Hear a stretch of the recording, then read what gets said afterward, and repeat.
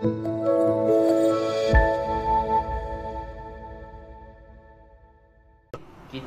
hadis yang disusun oleh ulama-ulama yang terdahulu. Ada satu kitab Mishkatul Masabih, kitab hadis yang disusun kembali oleh dua orang ulama, ditulis oleh ulama dan disusun oleh kalau di sini muka surat 86 tu. Muka surat 86 ada siapa pengarang pertama. Pengarang pertama ialah Imam Bughawi rahmatullah alaihi, Alamat Bughawi. Dia susun hadis tu tak ada sanad, tak ada nama-nama. Sebelum hadis Nabi tak ada nama-nama sahabat yang meriwayatkan hadis tadi. Tapi selepas tu begini. Selepas tu kitab tu cantik, tapi oleh kerana tak ada sanad, jadi orang ulama agak rasa tak senang hatilah. Maka satu ulama besar, Imam Tirmizi rahmatullah alaih, menyuruh anak muridnya menyusun kembali kitab tersebut. Dengan masa 6 tahun disusun kembali. Duduk depan dia 8 buah kitab disusun balik. Sekarang zaman nak susun mudah aja, nak ambil mana, nak cedok mana mudah. Kalau pesta buku di antarabangsa Kuala Lumpur tu, saya cari satu DVD dalam tu dia ada 2000 kitab. Mula-mula perkenal 1000 kitab. 2-3 tahun lepas saya beli DVD tu RM250 je. Tapi dia ada 2000 kitab dalam tu. Tapi DVD dia tahan tak sampai setahun ni rosak So dia kena beli hak lain. Begitu. Tapi disusun. Ulama dulu dia letak 8 biji kitab, disusun balik. Lepas susun tu dia susun balik, ditulis balik. Jadi dia pun namakan kitab itu Mishkatul Masabih. Al-Masabih maksud dia pelita. Pelita ni hadis pelita. Pelita ni sebagai sumber agama, sebagai pelita. Cerah dia, cahaya dia sebagai pelita. Jadi maka dia kata cahaya dah ada, tempat letak saja tak ada. Maka dia namakan kitab dia Mishkatul Masabih, tempat letak pelita. Orang-orang dahulu tawaduk, walaupun dia menyusun kembali, dia menulis kembali, dia tidak mengherdik orang dulu. Mantap macam kita zaman sekarang, dah rasa pandai sikit, habis dia burukkan orang, dia herdikkan orang. Dia kata tak betul semua. Dia tu pun baru belajar je. Jadi habis disalahkan orang lain dah. Dia salahkan orang lain. Jadi maka kitab tu diajarlah di madrasah-madrasah. Saya berpeluang untuk mengajar kitab tu lebih kurang 20 tahun dah. Dan untuk memberi sedikit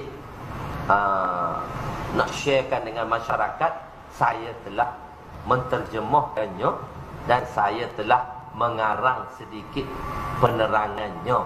Itu pun saya buat dalam masa 10 tahun dan dalam 10 jilid. So 10 jilid ada. Dia dalam ni ada 6,000 hadis. So ada 10 jilid. Saya harap sebelum saya mati saya nak keluarkan 10 jilid kitab ni. So kitab ini dalam bahasa Melayu. So saya namakan dia dengan nama Midrajul Fawatih, tangga pembuka ilmu. So nak dapatkan pelita tu kena ada tangga. So kena naik tangga. Maka saya namakan kitab itu. Kalau tengok muka surat 87 ada 9 syarahan-syarahan kitab di dalam bahasa Arab. Nombor 10 tak ada. Kalau buka muka surat 97 tu, yang ada dah kitab tu, buka 97. Syarah-syarah kitab Mishkat 97. Ada 9. Semua tu dalam bahasa Arab. Nombor 10. Nampak tak nombor 10? Ada ke tak nampak? Ada tak? Nombor 10? Tak ada. Sebab dia tak layak duduk di sini. Dia dalam bahasa Melayu. So kitab saya lah, saya tulis dalam bahasa Melayu. Dalam bahasa yang mudah. Saya tulis pun dalam huruf besar-besar. Mudah nak baca. Mudah nak baca. Tu aja. Dalam bahasa yang mudah nak baca. Jadi saya sudah dah siap dah 2. Kitab tadi saya susun balik.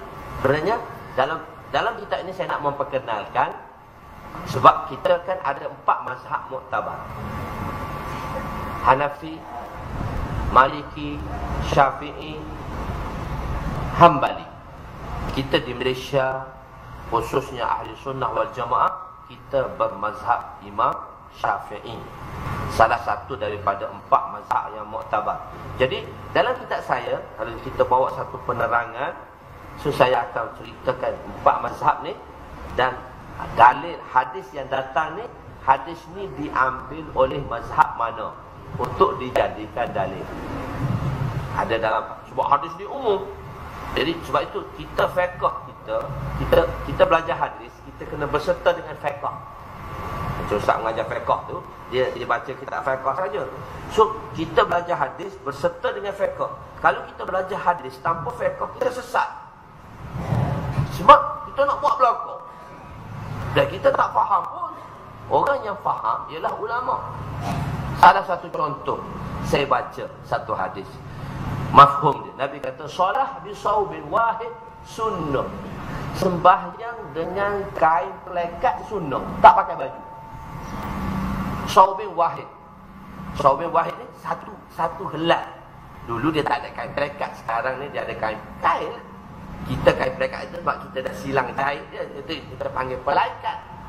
So kita kain tu, solah bisaubin wahid sunnah. Sembahyang dengan satu pakaian. Macam ni lah, macam orang lelaki pergi umrah kan, dia ada 2 keping tu. Satu sekeping dia pakai buat kain, satu keping dia buat ridak tu.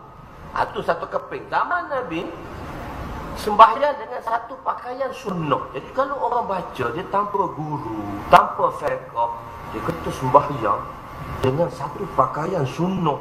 Sunnah ni apa maksud dia? Pahala besar. Dia pun pakai kain, tak pakai baju, kopiah entah mana. Allahu Akbar.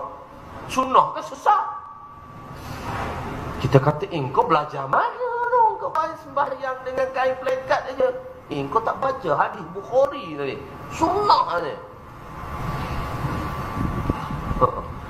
Hadis Bukhari ni, sunnah ni. Alah, kita kata sesat dah budak ni. Mana sesat ni? Sunnah. Jadi dia tak faham makna sunnah di situ. Sunnah ni di situ, masa sunnah maksud dia, ulama jelaskan maksud dia sabit. Apa maksud sabit?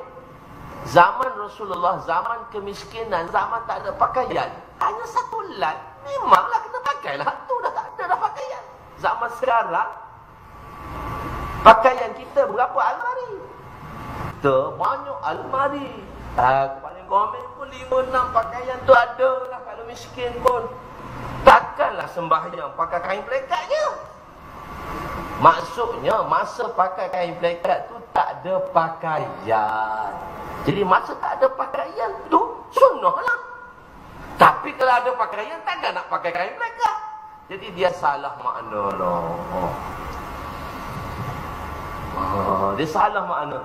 Sayyidina Abu Hurairah radhiyallahu anhu, di zaman pemerintahan Bani Umayyah, pada masa itu Marwan bin Abdul Malik menjadi khalifah. Abu Hurairah datang. Pada masa itu orang telah tinggal takbir intiqalat dengan jihri.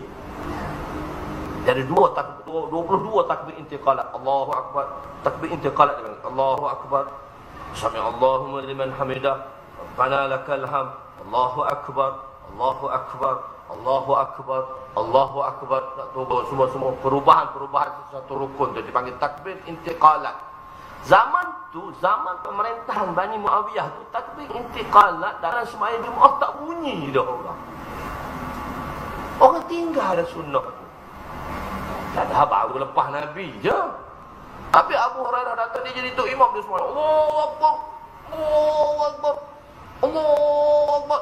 Orang kata, kenapa? Dia kata, aku buat kuat ni, aku nak ajar. Ni lah Nabi buat. Jadi tak faham masa tu dah orang tinggal dah, baru tak sampai 100 tahun. Jadi datangnya ulama-ulama, sahabat-sahabat yang terangkan balik makna. Mungkin kita ada dua benda yang tersalah atau terlepas pandang dalam mazhab kita. Tapi tak boleh kata semua tak betul, semua sesat, semua bid'ah. Jadi semua tak bid'ah lah, dia je tak bid'ah. Jadi kefahaman hadis tadi difahami kembali, dan kita bersandarkan kepada fiqh kita, fiqh Imam Syafi'i rahmatullah. Tapi saya dalam jilid pertama ni dia tak banyak sangat sebab dia kitabul iman dengan kitabul ilmu. Jilid kedua itulah banyak penerangan tentang fiqh. Saya bawa dalam 4 mazhab dan saya terangkan tentang mazhab Syafi'i. Ada hadis ni dalil untuk mazhab Syafi'i yang pakai. Hadis ni dalil dalam mazhab Imam Abu Hanifah. Imam Maliki dia ambil hadis ni sebagai dalilnya, sebagai hujahnya. Kita ambil hadis ni sebagai hujah. Pasal kita ada hadis, kita buat perkataan ada hadis, bukan perkataan Syafi'i tu.